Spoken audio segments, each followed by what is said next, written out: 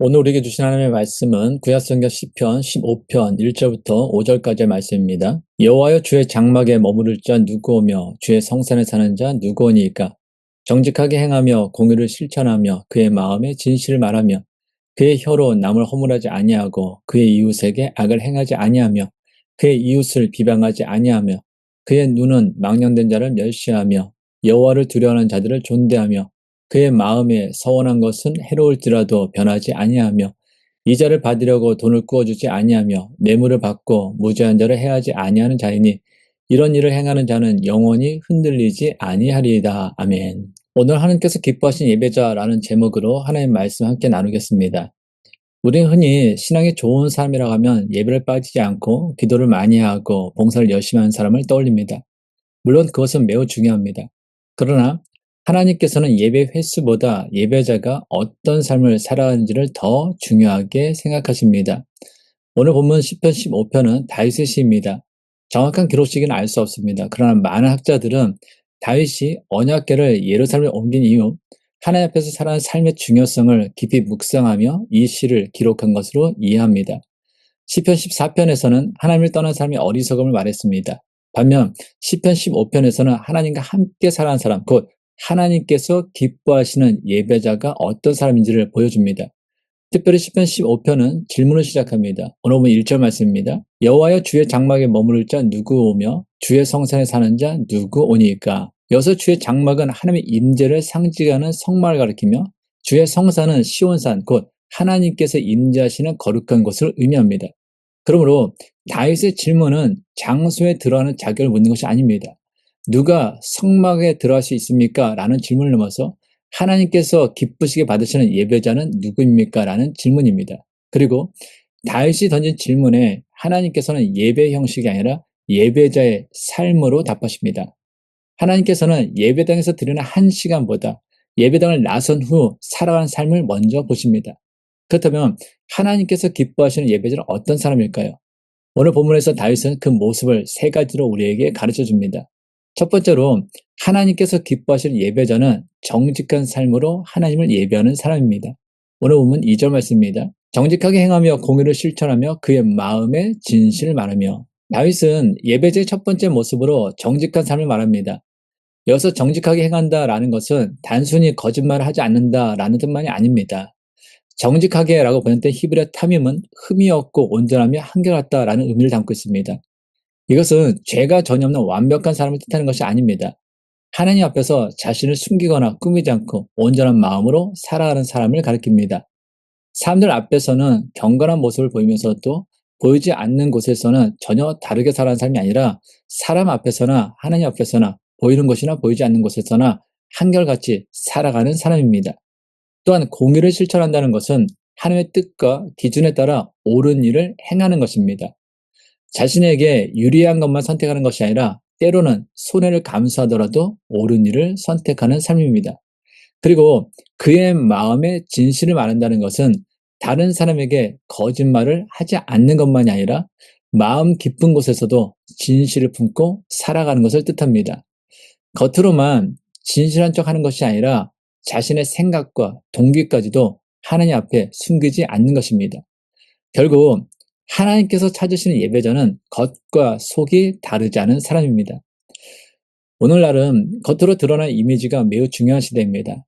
사람들은 SNS에 자신의 가장 좋은 모습을 올립니다. 성공한 모습, 행복한 모습, 멋진 모습은 보여주지만 반대로 실패와 아픔과 연약함은 감추려 합니다.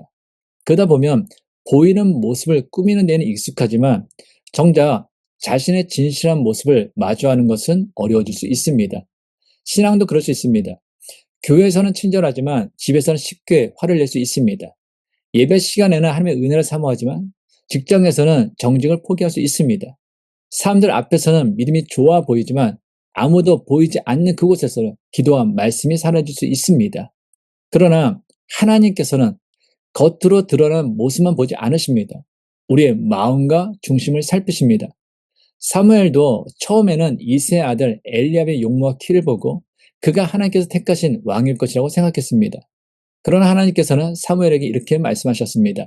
사무엘상 16장 7절 말씀입니다. 여호와께서 사무엘에게 이르시되 그의 용모와 키를 보지 말라. 내가 이미 그를 버렸노라. 내가 보는 것은 사람과 같지 아니하니 사람은 외모를 보거니와 나 여호와는 중심을 보느니라 하시더라. 아멘. 사람은 눈에 보이는 모습으로 판단하지만 하나님께서는 사람의 중심을 보십니다. 그러므로 하나님께서 찾으시는 사람은 자신의 연약함을 감추며 완벽한 척하는 사람이 아니라 자신의 마음을 하나님 앞에 숨기지 않는 사람입니다. 이 사실을 잘 보여준 사람이 나다나엘입니다. 빌립은 예수를 만난 뒤 나다나엘을 찾아가 모세와 선지자들 기록한 그분을 만났다라고 말했습니다. 그분이 나사렛 예수란 말을 들은 나다나엘은 이렇게 반응합니다. 요한복음 1장 45절과 46절 상반절 말씀입니다. 빌립이 나다나엘을 찾아가 이르되 모세가 율법에 기록하였고 여러 선지자가 기록한 그 일을 우리가 만났으니 요셉의 아들 나사렛 예수니라. 나다나엘이 이르되 나사렛에서 무슨 선한 것이 날 수 있느냐. 나다나엘에게는 당시 나사렛에 대한 선입견이 있었습니다. 그래서 그는 나사렛에서 무슨 선한 것이 날 수 있느냐라며 자신의 생각을 솔직하게 말했습니다. 그러나 그는 자신의 선입견만 붙잡고 있지는 않았습니다.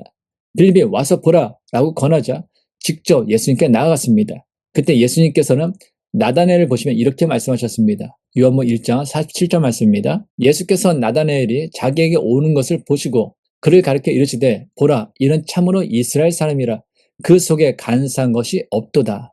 예수님께서 나다나엘을 인정하시는 것은 그가 모든 것을 바르게 알고 있었기 때문이 아닙니다. 예수님을 믿었기 때문도 아닙니다. 나다나엘에게는 선입견도 있었고 아직 예수님을 온전히 알지 못했습니다. 그러나 그의 마음에는 자신의 생각을 속이거나 믿음을 꾸미려는 간사함이 없었습니다. 나다나엘은 알지 못하면서 아는 척하지 않았습니다. 믿지 못하면서 믿는 척하지 않았습니다. 자신의 의문을 그대로 가지고 예수님께 나아갔습니다. 그리고 예수님을 만난 뒤에는 자신의 생각을 내려놓고 그분을 하나님의 아들이요 이스라엘 왕으로 고백했습니다. 사랑하는 여러분, 하나님께서는 화려하게 꾸며진 겉모습보다 진실한 우리의 마음을 기뻐하십니다. 예배는 예배당 안에서 드리는 찬송과 기도로 시작됐지만 예배자의 진실함은 예배당을 나선 뒤에 삶을 통해 드러납니다. 그러므로 하나님 앞에서 자신의 모습을 꾸밀 필요가 없습니다. 믿음이 흔들릴 때에는 흔들리는 마음을 가지고 하나님께 나아가야 합니다. 아플 때에는 아픈 마음을 숨기지 말고 기도해야 합니다. 잘못했을 때에는 변명하지 말고 회개해야 합니다. 정직한 믿음은 고난이 없는 척하는 믿음이 아닙니다. 고난 속에서도 자신의 아픔을 하나님께 솔직히 앓으면서 그럼에도 하나님을 신뢰하는 믿음입니다. 그러한 사람은 탄식하면서도 기도할 수 있고 눈물을 흘리면서도 하나님을 찬양할 수 있습니다. 바로 그 사람이 정직한 삶으로 하나님을 예배하는 사람이며 하나님께서 기뻐하시는 참된 예배자입니다. 두 번째로 하나님께서 기뻐하시는 예배자는 가까운 사람을 사랑하며 진실하게 살아가는 사람입니다. 오늘 보면 3절과 4절 상반절 말씀입니다. 그의 혀로 남을 허물하지 아니하고 그의 이웃에게 악을 행하지 아니하며 그의 이웃을 비방하지 아니하며 그의 눈은 망령된 자를 멸시하며 여호와를 두려워하는 자들을 존대하며. 이어서 다윗은 하나님께서 기뻐하시는 예배자가 사람들과의 관계 속에서 어떻게 살아가는지를 말합니다. 특별히 다윗은 혀, 곧 우리의 말을 강조합니다. 먼저 허물하지 아니한다라는 말은 단순히 다른 사람을 비난하지 않는 정도의 의미가 아닙니다. 원어에는 남의 허물을 들추어 이 사람 저 사람에게 옮기며 퍼뜨리는 것, 다시 말해 중상하거나 험담하는 것이라는 뜻이 담겼습니다. 그리고 이어지는 말씀도 같은 맥락입니다. 이웃에게 악을 행하지 아니하며 이웃을 비방하지 아니하며. 결국 하나님께서 기뻐하시는 예배자는 가까운 사람을 무너뜨린 사람이 아니라 세워주는 사람이란 뜻입니다. 생각해보면 우리의 가장 깊은 상처는 낯선 사람에게 받기보다 가장 가까운 사람에게서 받을 때가 훨씬 많습니다. 부모의 말 한마디, 배우자의 말 한마디, 자녀의 말 한마디, 친한 친구의 말 한마디가 오랫동안 마음에 남아 평생 지워지지 않는 상처가 되기도 합니다. 그래서 하나님께서는 예배자의 입술부터 바꾸라고 말씀하십니다. 오늘날은 말을 너무 쉽게 하는 시대입니다.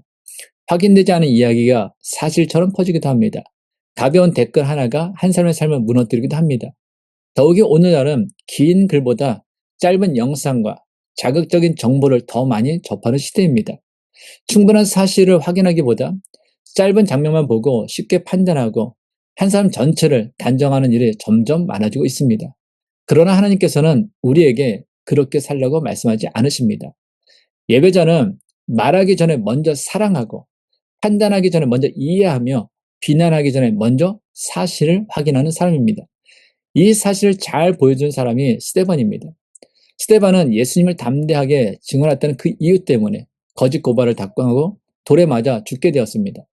사람들에게 둘러싸여 돌을 맞는 그 마지막 순간에도 그는 자신을 죽이는 사람들을 저주하거나 원망하지 않았습니다. 오히려 무릎을 꿇고 큰 소리로 이렇게 기도했습니다.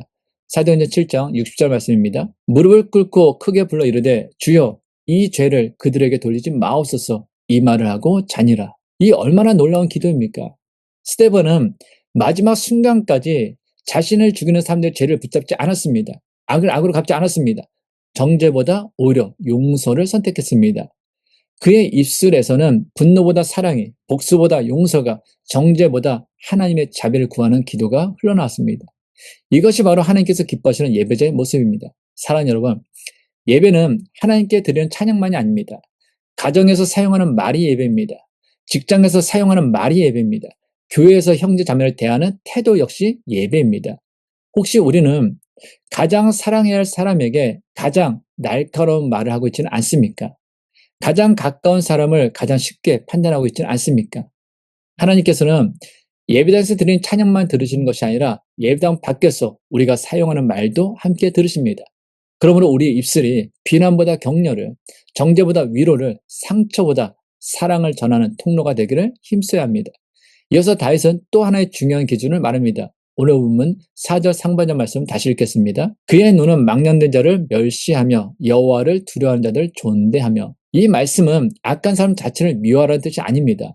하나님을 떠난 삶을 부러워하거나 그 삶의 방식을 높이 평가하지 말라는 뜻입니다.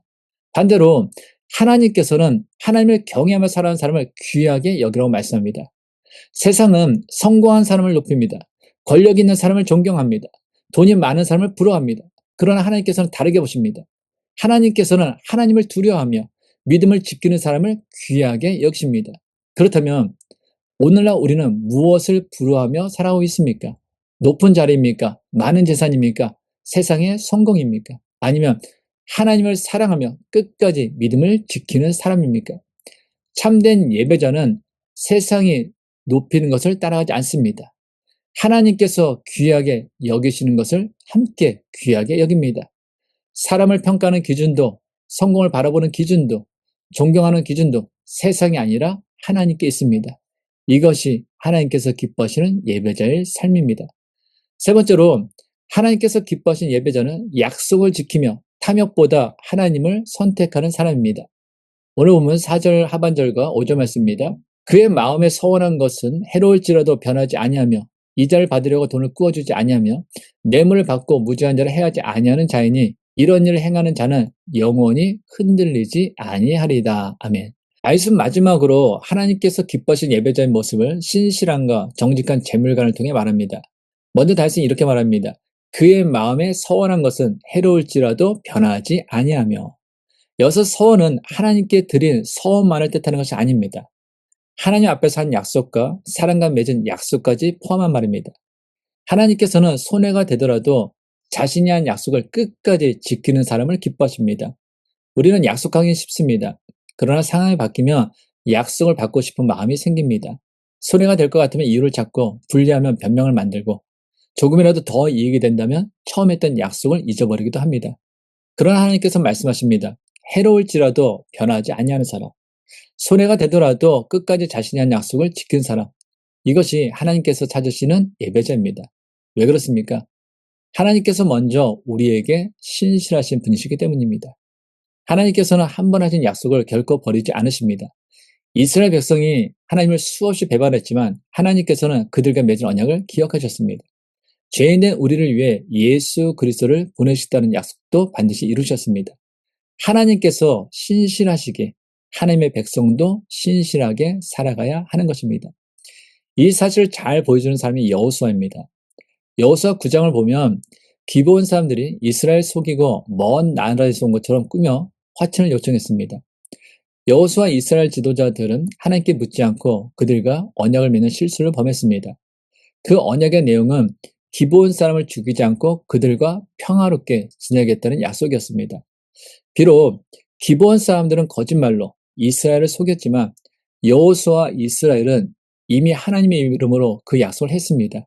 그래서 뒤늦게 속임수임을 알게 되었어도 하나님의 이름으로 맺은 언약이었기에 여호수아는 그 약속을 끝까지 지켰습니다. 하지만 그 언약은 여호수아 시대에서 끝난 것이 아니었습니다. 수백 년이 지난 뒤 사울 왕이 그 약속을 깨뜨리고 기브온 사람들을 죽였을 때 하나님께서는 그 일을 언약을 어긴 죄로 보시고 이스라엘에 3년 동안 기근을 보내셨습니다. 사무엘하 21장 1절 말씀입니다. 다윗의 시대에 해를 거듭하여 3년 기근이 있으므로 다윗이 여호와 앞에 간구하며 여호와께서 이르시되 이는 사울과 피를 흘린 그의 집으로 말미암음이니 그가 기브온 사람을 죽였음이니라 하시니라. 하나님께서 약속을 얼마나 귀하게 여기시는 보여주는 말씀입니다. 사랑하는 여러분, 세상은 손해를 보지 않는 것이 지혜라고 말합니다.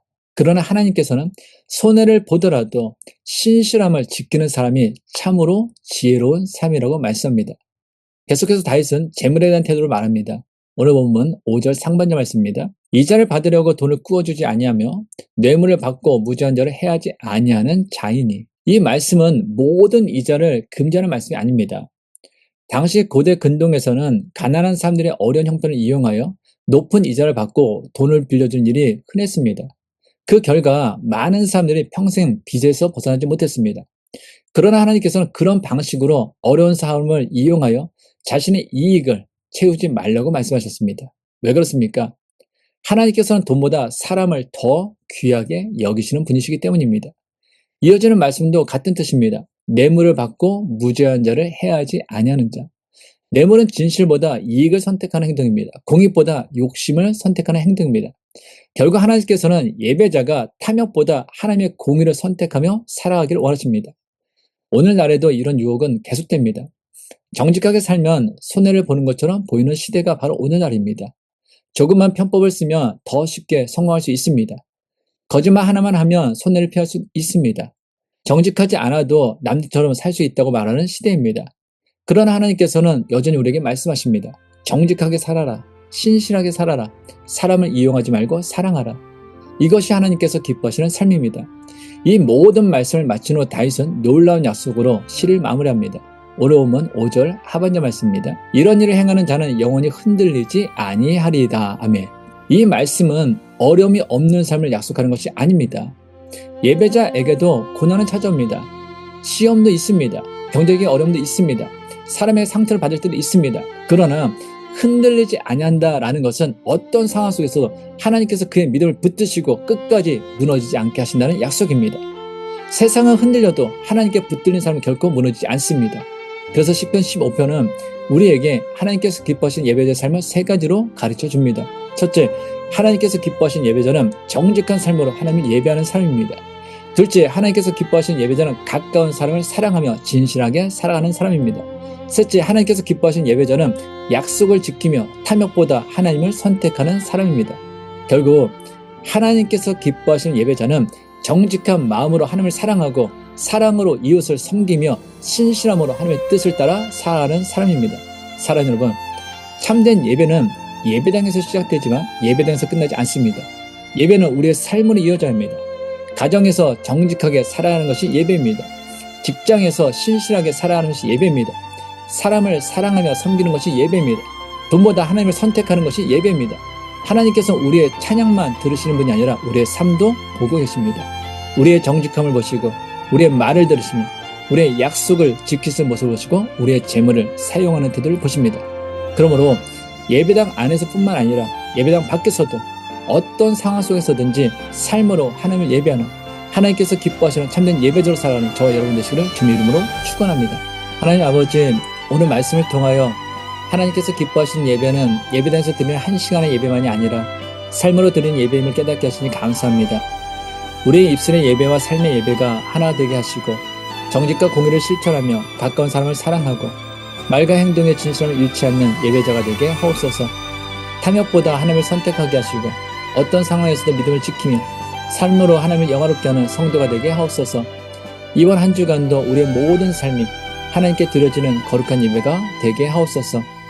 이제는 우리를 위하여 자신의 몸을 온전한 제물로 드리시고 참된 예배의 길을 열어주신 우리 주 예수 그리스도의 은혜와 우리를 하나님의 자녀로 삼으시고 날마다 하나님께서 기뻐하시는 예배자의 삶으로 인도하시는 하나님 아버지의 크신 사랑하신가, 우리의 마음과 생각을 새롭게 하시어 예배당에서뿐만 아니라 삶의 모든 자리에서 정직과 공의와 신실함으로 살아가게 하시며 삶으로 하나님을 영화롭게 하도록 붙드시는 성령님의 위로와 교통하심이 삶 전체를 하나님께 드린 예배로 살아가기 결단하는 모든 하나님의 사람들과 그 가정과 자녀들의 일터에 지금부터 영원토록 함께 하시기를 간절히 축원하옵나이다. 아멘.